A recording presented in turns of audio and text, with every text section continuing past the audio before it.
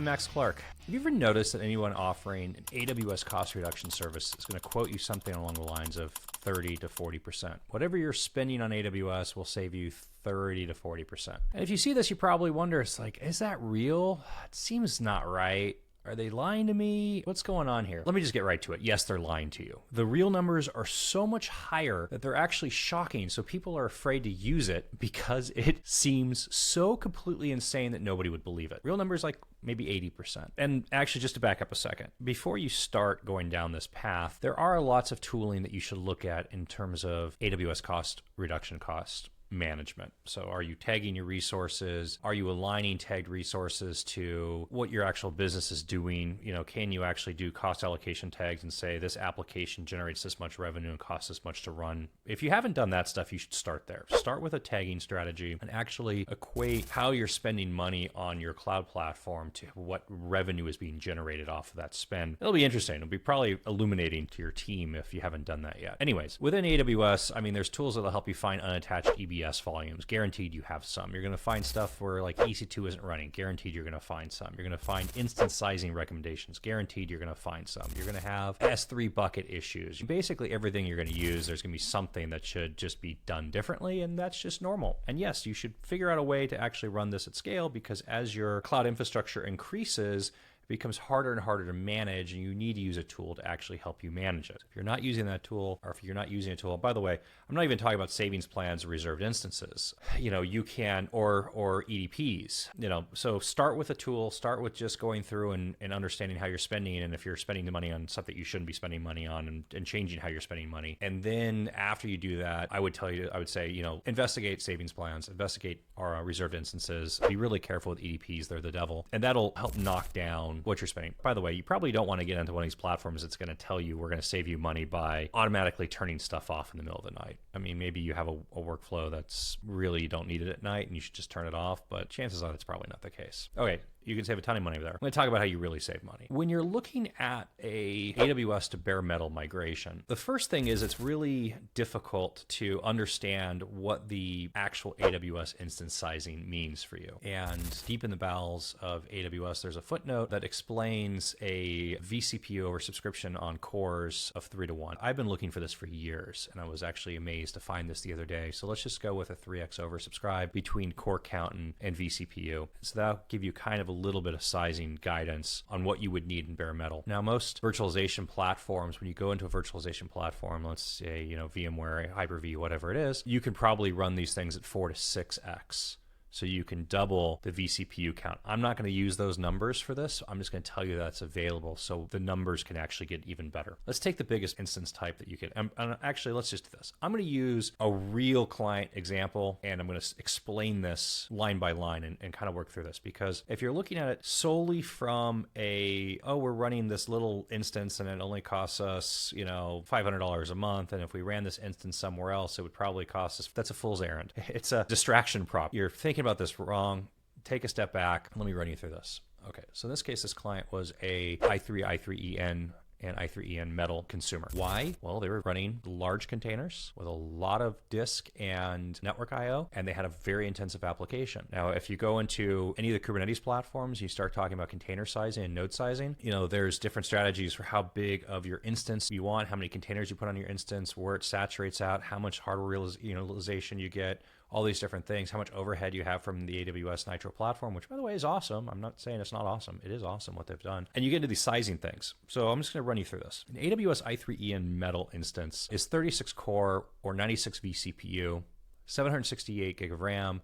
It has 8 7.5 terabyte NVMe drives and a 100 gig network interface. Okay, so 96 vCPU, 768 gig of RAM, roughly 30 terabytes raw NVMe. Now remember, advertised disk size is in thousands versus 1024s, and you're going to put a RAID set on it, and so you're not really getting 30 terabytes, but we'll just say 30 terabytes, and it has a 100 gig NIC. AWS's on-demand price for this is $7,924.30 a month. That's on demand.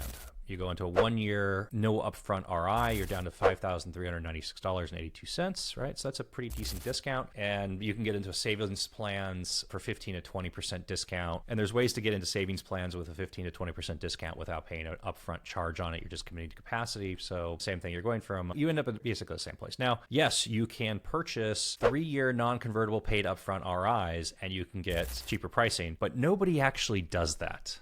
Your finance department's not going to let you do it. You're not going to want to do it. Your CTO is not going to do it. If you're the CTO, you're not signing it. Nobody does these sorts of things. So that is a fake number.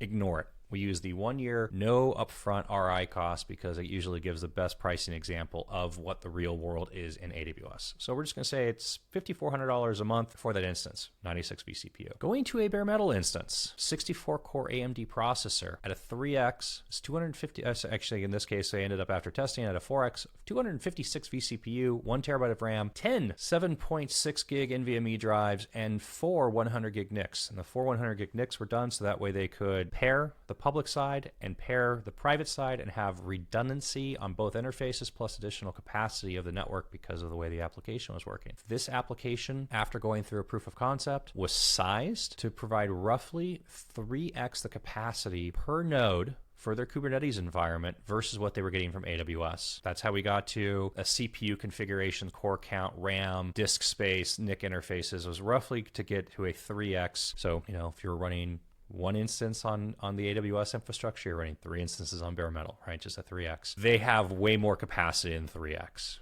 We're just going to give you the numbers for 3x. By the way, the cost for that bare metal node is $1,126 per month. AWS 1-year RI $5,396, bare metal $1,126, plus a 3x increase in density. Do you see the number? Right? Do you get it? Like I can probably we'll put this on the screen. Actually, we haven't even gotten to the worst part yet. But anyways, to summarize, 3x the container density per node, 79% less money per node. It's just bonkers.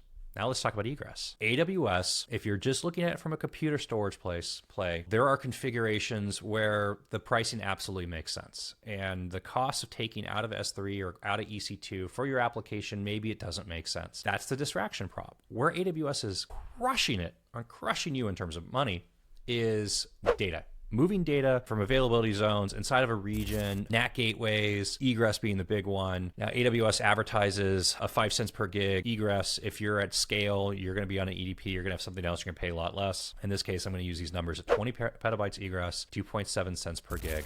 And that is $540,000 a month. And you're going to say to yourself, hey, that's 2.7 cents per gig. That's almost half, the 5 cents per gig. That's a fantastic price. Absolutely. You did a great job negotiating almost 50% reduction in your egress cost. You went from what would have been over $1 million a month in egress to $540,000 a month in egress. And you should be happy and you should pat yourself in the back. And now I'm going to tell you to put that in a data center on redundant 100 gig network interfaces. It's going to cost you $16,250 per month. 20 petabytes of egress translates to 65 gigabits on 95th percentile. And by the way, there are network operators out there that'll sell you this stuff at 100 gig flat rate network interfaces for $5,000 a month. This pricing decreases month over month, year over year. These are numbers today, May 1st, 2024, $540,000 a month. AWS, $16,250 a month, bare metal. If you've been following along, now scale this pricing up. Under these instances in AWS plus bandwidth egress, $1.06 million per month. AWS, bare metal, 30 instances, 30 nodes, plus the bandwidth, $50,000 a month. Do you want to spend $12.96 million a year on AWS?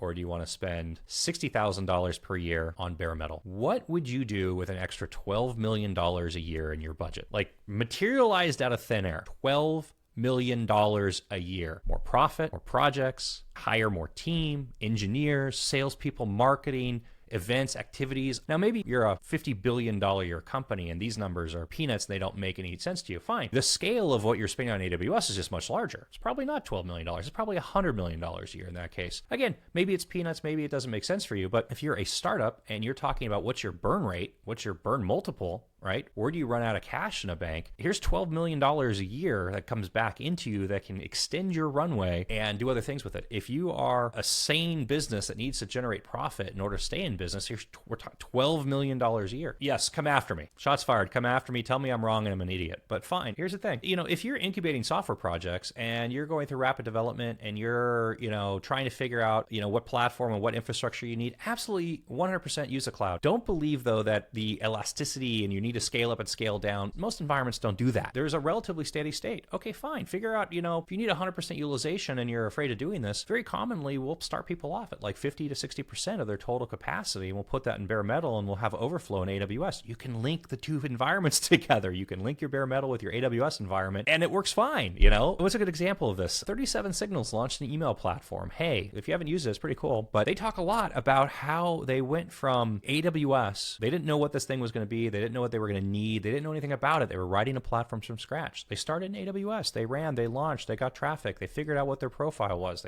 They know what their capacity needs are. They moved into a data center. They're saving a ton of money. By the way, that money goes to the owners of the business and also gets shared with the employees. Like that money, instead of being paid into AWS, it's now being paid into their own pockets, right? Look, if you're small and you're spending under a few $100,000 a year in AWS spend, like maybe this doesn't make sense for you. It depends on what kind of operations and infrastructure you need and what your development plans are and what you're doing. I mean, there's lots of different things. I mean, this stuff, none of these decisions are like absolute. They become really specific to the situation. Once you cross that like $50,000 or $100,000 a month in cloud spend, you should start thinking about this and you should start paying really close attention to it, and you should start tracking the alternatives. You should understand what a savings plan, what your ROI costs are. You should have a tool in place that gives you the ability to actually manage costs. You should be doing cost tagging and tracking actual expense to revenue within your cloud platform. And then you should also just kind of be aware of what would it cost to move it off of AWS and run it somewhere else, and you should keep this going. And, I've heard this expressed. Take your total infrastructure cost and express it as a percentage of total revenue, right? And we find companies all the time that'll come back and say, hey, we're spending 12, 14, 15, 16% of our revenue on our cloud infrastructure, and it's the business economics. The fundamentals are upside down. And what do we do about it? Well, if you do something like this,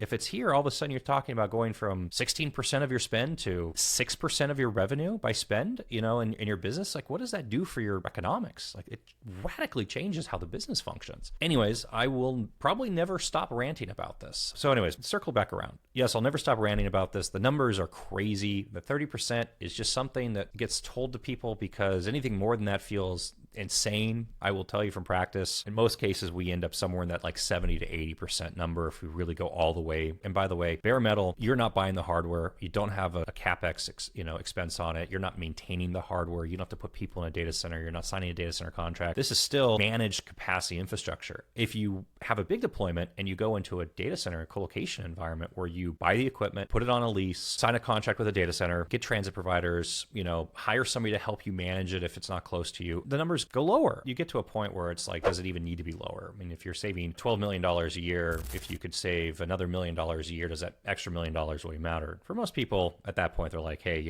let's not take on the operational overhead because it's okay. We did enough, like that'll do, pig, right? One of those kind of things. I'm Max Clark. I rant about this all the time. If you have any questions, comment, DM, email, call me. Of course, I'm expecting some hate, so, leave that below as well. Hope this helps you. Feel it.